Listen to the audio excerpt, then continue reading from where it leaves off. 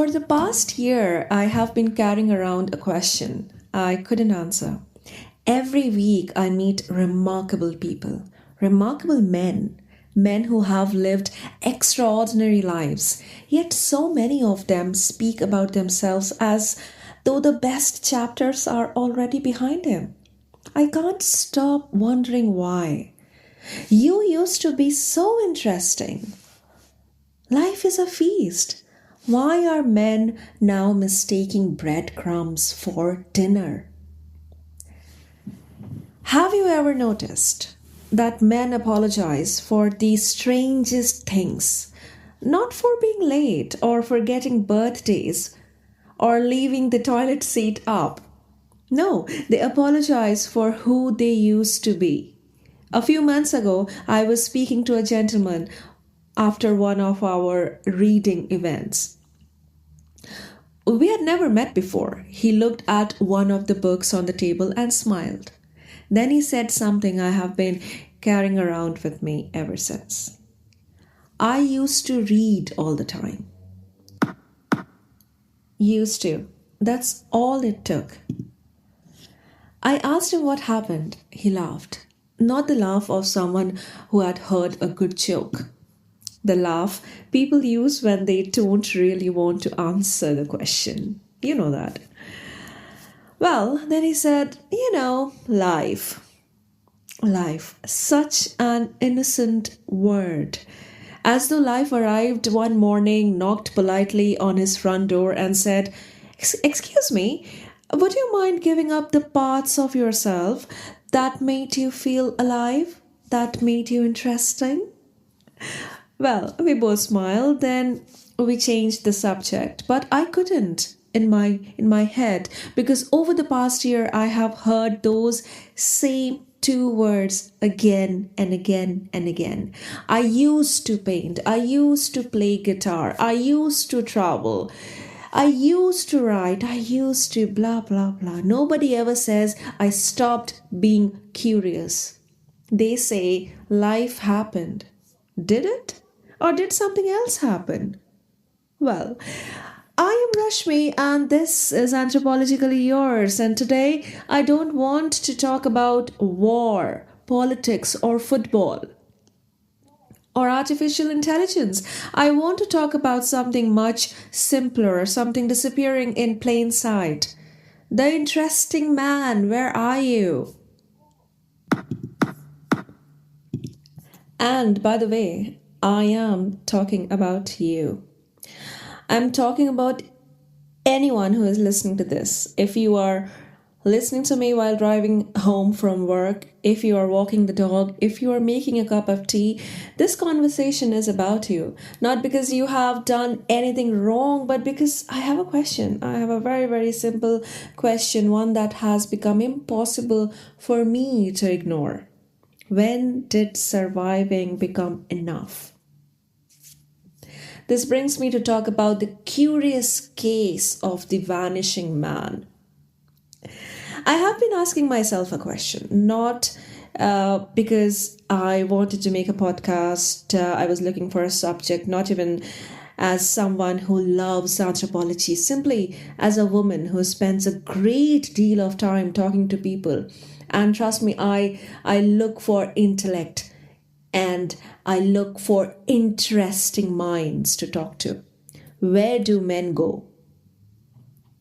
They are everywhere, on trains, in offices, at football matches, walking their dogs, standing in DIY stores on Saturday mornings, staring thoughtfully at shelves of screws they probably don't need. Well, they are everywhere, and yet I keep feeling that someone is missing. Not someone else, the man standing right in front of me. Over the years, I have met dozens of men in their 40s, 50s, and 60s. Well, actually, way more than that. Different accents, different careers, different lives. One had spent 30 years working offshore. Another had built a successful business. One had recently become a grandfather. One had just retired. One had lost his wife. One sleeps in a different room then his wife. One had just watched his youngest child leave home. One travels too much for work. Different stories, different roads, yet every conversation carried the same sentence: "This is who I am now." As though the verdict had already been delivered. Case closed. Life decided. No further questions. And I can't help wondering who told them that. Because children never think like that. A 10-year-old doesn't wake up and say, "Well, I suppose this is me now." Children are gloriously unfinished. They are constantly becoming. Somewhere along the journey into adulthood, many of us stop becoming and start maintaining. We maintain the house, we maintain the career, the marriage, the lawn, the car, we maintain the routine, maintain ourselves. It's an extraordinary word when you really think about it. Maintain. It suggests that your greatest work is behind you, that your job now is simply to preserve what's left. But anthropology teaches us something different. Human beings were never designed simply to maintain. Every civilization that flourished, it flourished because people remained curious. Someone looked at fire and wondered. Someone looked at the sea and wondered. Someone looked at the stars and wondered. Civilization has always belonged to people who refused to believe the story was already written. There's something else I have noticed. Ask a man over 40, what does he do? And the answer arrives immediately. Ask him what fascinates him and watch what happens. There's often a pause, not because he has no answer, because nobody has asked him this question for a very, very long time, maybe in years, maybe decades. Imagine that. I know, you know, these men are actually hilarious. Have you noticed men over 40 can spend 6 hours researching the perfect lawnmower, yet convince themselves they don't have time to read 10 pages of a book? Imagine living half your life without someone asking what fills you with wonder. Now, what pays the bill? Now, what keeps you busy? That they can answer, but wonder? I think that's one of the greatest losses of adulthood. Somewhere along the way, somewhere along the way, you became useful instead of unforgettable. We stop asking one another beautiful questions.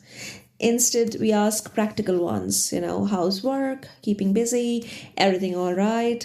Useful questions, necessary questions, but they never reach the person underneath, the person who once wanted to learn the saxophone, or restore old motorcycles, or study history, write stories, or grow olives in Italy, or simply spend an afternoon lying on the grass watching clouds drift by. Somewhere those men are still there. I don't believe they disappeared. I think they have become just responsible, just as they were told to be. And responsibility is a wonderful thing. Families are built on it, communities depend on it, promises matter. But responsibility becomes threatening sometimes when it convinces you that curiosity is a luxury. That's the problem. That wonder belongs to younger people. That fascination has an expiry date. Who decided that? Who wrote that rule? Because I have searched history and I can't find it. What I do find are men who began extraordinary chapters late in life.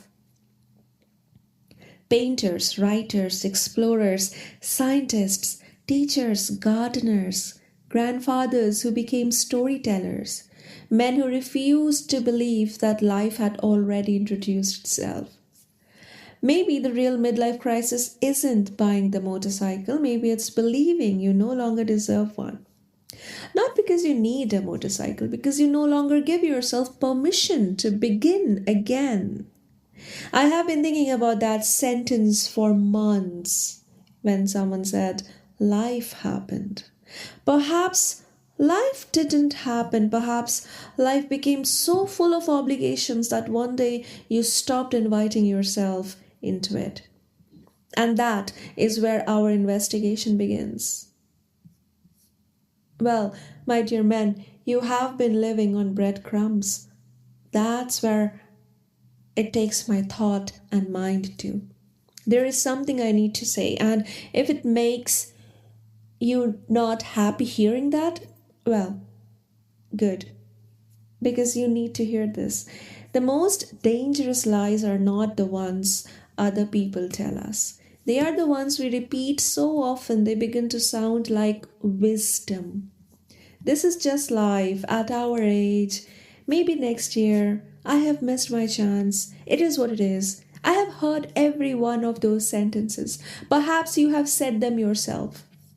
Perhaps you have believed them. But I want to ask you something. Who benefits when you stop being curious? Who benefits when you stop asking questions? Who benefits when you decide your most interesting years are already behind you? Because it certainly isn't you. A few months ago, I was talking to a man in his 40s. He has traveled the world through work, raised children, built a successful career, done everything society applauds. At one point, he looked at me and said, sometimes I feel like every day is Tuesday. I laughed. Well, he did not. He wasn't, simply talking about his work calendar. He was telling me a very genuine feeling. You know, wake up, work, drive a long way home, television, pizza, sleep, repeat, the whole week's pass. The season changes. Another birthday, another Christmas, another year. Not because life is empty, because life has become so familiar that it no longer asks anything of you. That frightened me. Not because his life lacked purpose, because it lacked surprise. Well, anthropologists know something that self-help books often forget. Human beings are not nourished only by food. We are nourished by discovery, by astonishment, by the feeling of standing somewhere we have never stood before. That somewhere doesn't have to be another country. Sometimes it's another book, another conversation, another idea, another version of yourself, or meeting someone fabulous, a fabulous mind. Let me ask you something. When was the last time you did something for the first time? Not because it would look good on LinkedIn or your social media, not because you made money through it, not because someone expected it of you, because your soul leaned forward and told you, I wonder what that feels like. Can you remember? Or has it been so long that the question itself feels strange? Somewhere along the way, many men became experts at providing, fantastic, amazing, providing security, providing stability, certainty. There is a dignity in that, real dignity. Families stand because of men who keep their promises. But somewhere a terrible misunderstanding crept in. Providing became the whole story, as though your only purpose was to become useful, just useful. And then the real question comes in. Why does the midlife crisis exist in almost every modern society? Why? That's fascinating. And I actually think most people have it completely wrong. The sports car isn't the crisis. The affair isn't the crisis. We're talking about tattoo. That isn't the crisis at all. These are just symptoms. The crisis begins much, much earlier.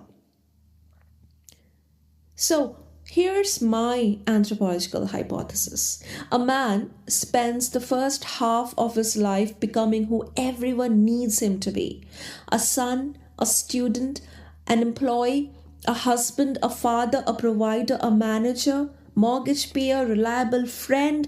Every role earns you an applause. Good job done. Then one day he wakes up. The children don't need him in the same way. His career has become familiar. You feel stagnant. Parents are aging. Your own body starts sending reminders that time is finite. And for the first time since he was 20, he hears a question, a question ringing in his ears. What do I want? The trouble is, he hasn't asked himself that question in 30 years. That's the crisis. Not the Porsche, not the motorcycle. The Porsche is just easier to buy than the answer. And let's take it even further. Hunter gatherer societies didn't really have midlife crisis in the modern sense. Why? Because life wasn't divided into such rigid stages of identity. In many societies, middle age was a period of increasing status, mentoring, storytelling, ritual leadership, and the accumulation of wisdom. Men didn't suddenly lose purpose because their role evolved rather than narrowed. In many industrial societies, however, identity becomes heavily tied to work, productivity, and providing. When those begin to shift, the question isn't who am I now? It's who am I without those roles? And that's a very modern dilemma, and that is exactly where we are missing the interesting part of men. That brings me to the title of my episode today. Where are the interesting men? Because the interesting parts are missing once you keep aside the mandatory roles from your being.